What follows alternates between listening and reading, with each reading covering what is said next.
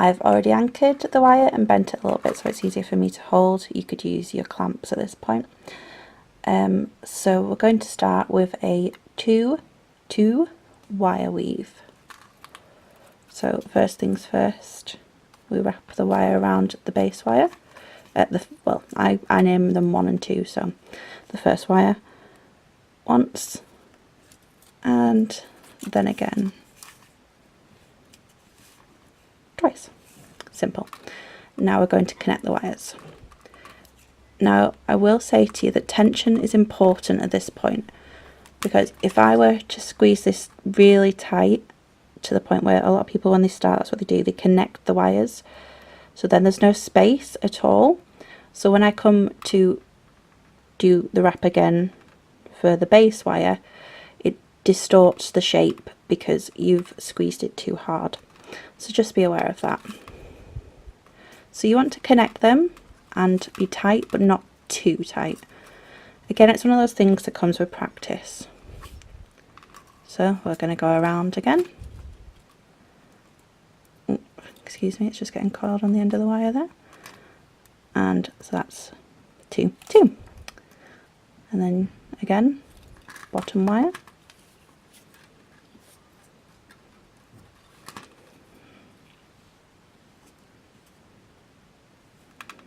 One. I always like to use my nails just to make sure that they're sitting nice next to each other.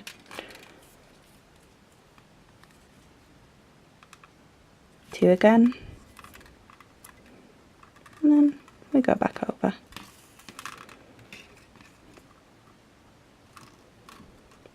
Again, being aware of that tension that you're using. And then 1, 2. So there you have it. 2-2 weave. Now I do this so pretty much exactly the same, except on the first wire I will do 5 weaves. So continuing on from there, we've just done 2, 3, 4,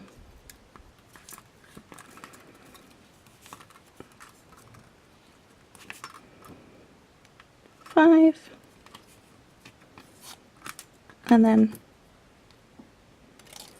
I go over both the wires.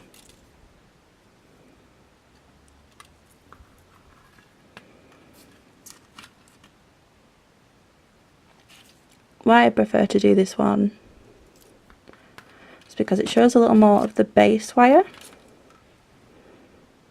and say like in this example I'm using different colours. If I wanted to show the colour of that base wire, this is a really good weave for doing that.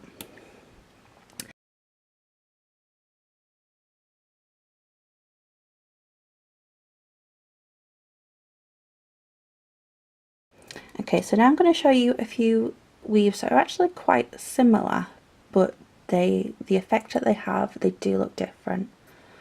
So the first one, we're going to go once over on this bottom one. Sorry, just get further back so you can see better. And then over to the top one. Now the reason I've spread this out is you're going to be able to see it better in a moment. And instead of going back down, we actually just wrap around this top one.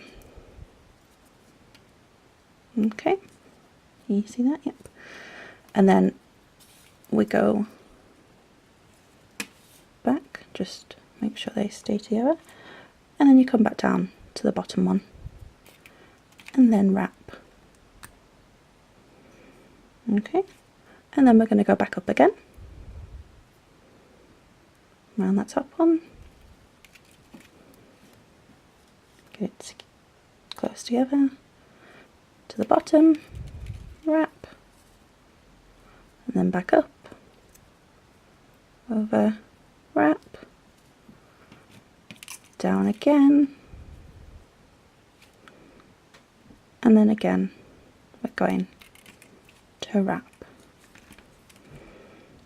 And there you have it. You can just about see that there's a little hole in between, And the more we widen it, the more apparent that becomes. So I'm just going to go over again. And I'll just widen these wires so that you'll be able to see it quicker. Now I've cut quite short lengths here. Once you get used to doing a weave, you'll actually end up doing it a lot quicker as well. You'll get used to holding your own tensions and being comfortable with the wires. And obviously you'll have it close to your own face, so it won't be difficult. You won't be wrapping around a big camera stand as well, and like me.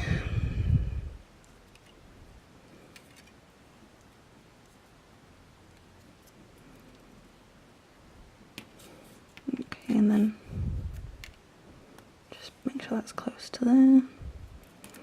And again. So as you can see, it's starting to fan out. Almost looks a little bit like a ladder to me. But it's a really cute wrap that I am a big fan of. Now, very similar to this one, but instead of going straight over, we actually go behind. It's called a figure of 8 weave, and that's what we're going to do. So I'm just going to do another one here on the bottom. This is our new start. And then instead of going straight over, we're actually going to go under, then over, and then wrap,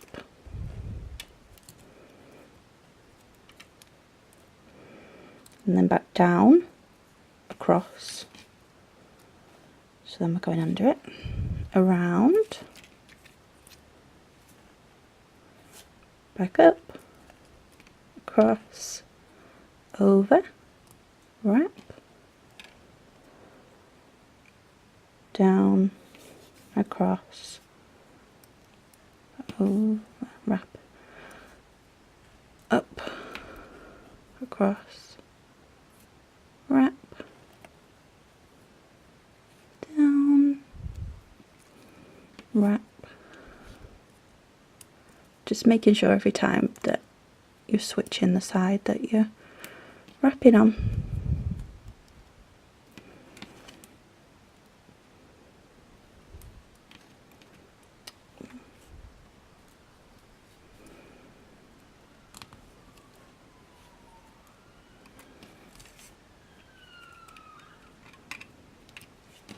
Just do a few more to make it clear for you, and also I'm nearly at the end of this little bit of wire, so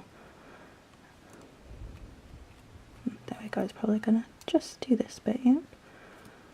Okay.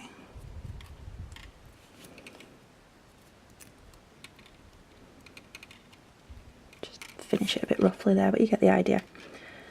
So if you can see the difference there, this one being like that and the other one just that little bit more detail. Now the more I would do with this, the more obvious it would become as we fanned out more. And if I show it this way, you can see it's kind of like the infinity sign, a number 8. There you have it. Now you can wrap without doing loops on both sides, and I'll show you that in just a second, but you need to have one every so often because you need to anchor it, or the wires do slip over one another. It's part of the tension that you learn, but again, if you're not using these anchoring loops every single time that will hold it in place, it will slip. So I'll just show you that in one moment.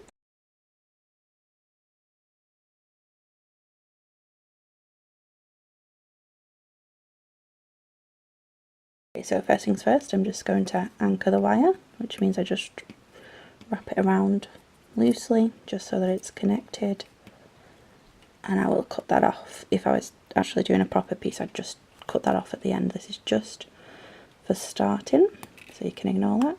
I'll just squish it down to the other bits.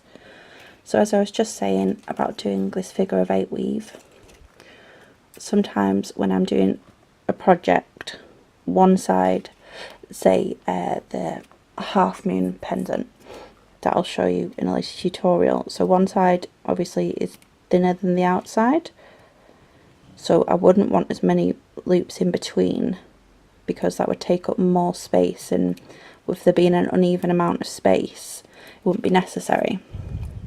So in that instance you'd be able to, sorry, just let me move that out of the way, just getting in my own way there, so let's get back in where you guys can see. Okay, so you could just do it like this, but you must be careful, like I say, because it can easily slip on top of one another, and you don't want that when you've put all this hard work into it. You don't want your wires slipping over each other.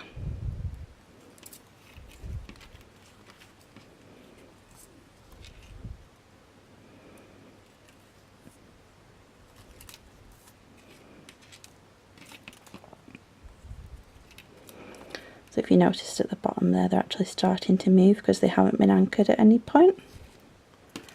So then that's when I would start to anchor. Go to the top, do an anchor wrap, nice and tight, and then I'd continue. But that's just something you can do. Obviously, if one side has less space, you would do without the anchor loop on that one until several in, and continue having an anchor loop every time on the other side, because that will then mean that that side ends up with more space taken up, less that side.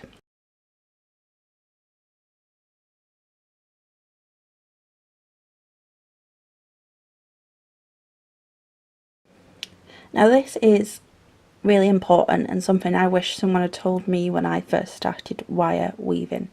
Now if you noticed, I've actually brought my wires back in, because say I was doing it for this shape, say it was a petal, and I've got to the middle, let's say that's the middle, and I want to go back in.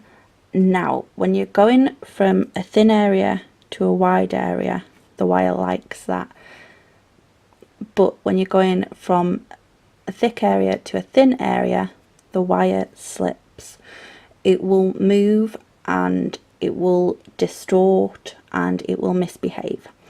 So that is something you have to be very aware of when you are wire wrapping, because it may look perfect when you're doing it, but if you take your fingers away for even a moment, those wires will just be like, la la la, we don't want to play.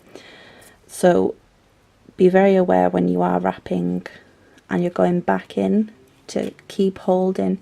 Even doing an anchor wrap won't do as much as it would, say, when you're going out or you need it to not slip in those sections. Here, because there's nothing to stop it moving along the wire, so obviously when we're moving out, the wire's behind it.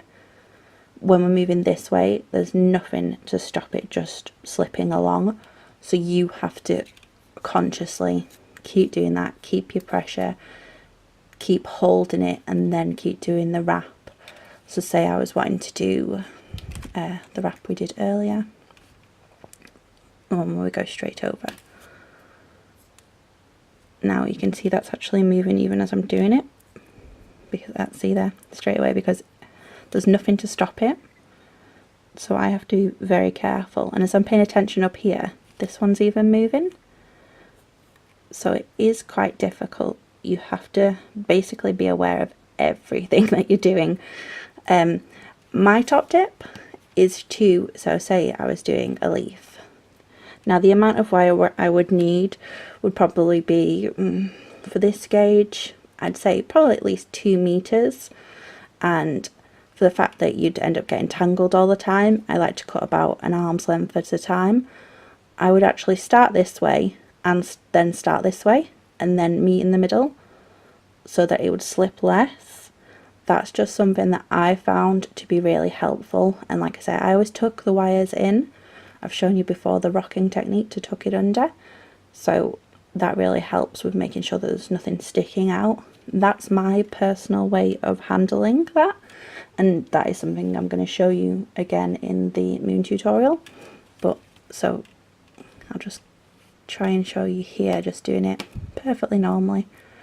I'd hold it, so hopefully gravity would help me a little bit, and I'd have to hold here, here, and again I'd probably want to clamp here and do this, and it just gets very confusing. Even for the best wire wrappers it gets very confusing, because now that's gone too far over and I need to get back here. And again, if those wires distort even slightly, so like you've seen here, because obviously I've moved the wires, they completely end up not on the wire. Now obviously if I move this back, well, those are wrapped now so we won't do anything. Once that's in place, those are just free floating now. They look like a very bad mistake. So that is something you really need to be aware of. And like I say, what I personally prefer to do is wrap from each end and meet in the middle, because it stops it looking less than good, shall we say.